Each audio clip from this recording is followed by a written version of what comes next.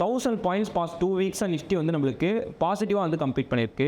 So இதோட holding பார்த்திங்க அப்படின்னா டிஏஎஸ் தான் அதிகமாக வந்து ஹோல்டு பண்ணியிருக்காங்க. எஃப்ஐஎஸோட ஹோல்டிங் வந்து ரொம்ப கம்மி தான். ஸோ ஃபெட் ரேட் பாசிட்டிவாக இருக்குது, பட் மார்க்கெட் வந்து ஸ்டில் நெகட்டிவாக போகிறதுக்கான பாசிபிலிட்டிஸ் வந்து கிரியேட் பண்ணிகிட்டே இருக்குது.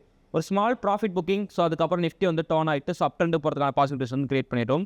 But one of the crucial level resistance அப்படின்னா 25,600 தான்.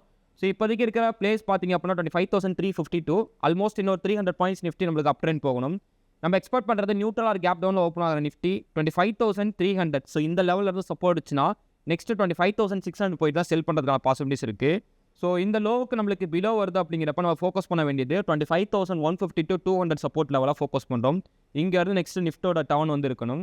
ஸோ இதிலே எடுத்துச்சு அப்படின்னா நெக்ஸ்ட்டு 25,423 இந்த லெவலில் வந்து ஒரு ஸ்மால் கரெக்ஷன் கொடுக்கறதுக்கான சான்ஸ் இருக்குது. ஸோ அது கிடச்சி அப்படின்னா ஒரு ஹியூஜ் செல் வந்து 25,000 வரை எதிர்பார்க்க முடியும். இங்கே கிடைக்கல அப்படிங்கிறப்ப நெக்ஸ்ட்டு இங்கேருந்து ஸ்ட்ராங்காக பிரேக் அவுட் ஆகுது அப்படிங்கிறப்ப நெக்ஸ்ட்டு எங்கே ஃபோக்கஸ் பண்ணலாம் 25,550 அண்ட் நெக்ஸ்ட்டு 650 வரைக்கும் அப் ட்ரெண்ட் வந்து ஃபோக்கஸ் பண்ணலாம். அப்போ போத் சைடு பாசிபிலிட்டிஸ் இதில் எனக்கு 25,150 ஆர் 200 வரணும், ஆர் 25,000 வரதுக்கான சான்ஸ் தான் இருக்குது. Mostly DAS again buy purchase பண்ண ஸ்டார்ட் பண்ணுறாங்க அப்படின்றப்ப நிஃப்டி நம்மளுக்கு நெக்ஸ்ட் வந்து 25,600 போய்ட்டு ரீச் பண்ணுறதுக்கான பாசிபிலிட்டிஸ் அதிகமாகவே இருக்குது. ஸோ இந்த மாதிரி ஸ்டாக் மார்க்கெட் வீடியோ பார்க்கணுச்சுன்னா மறக்காமல் மைடிஸ்னா ஃபாலோ பண்ணி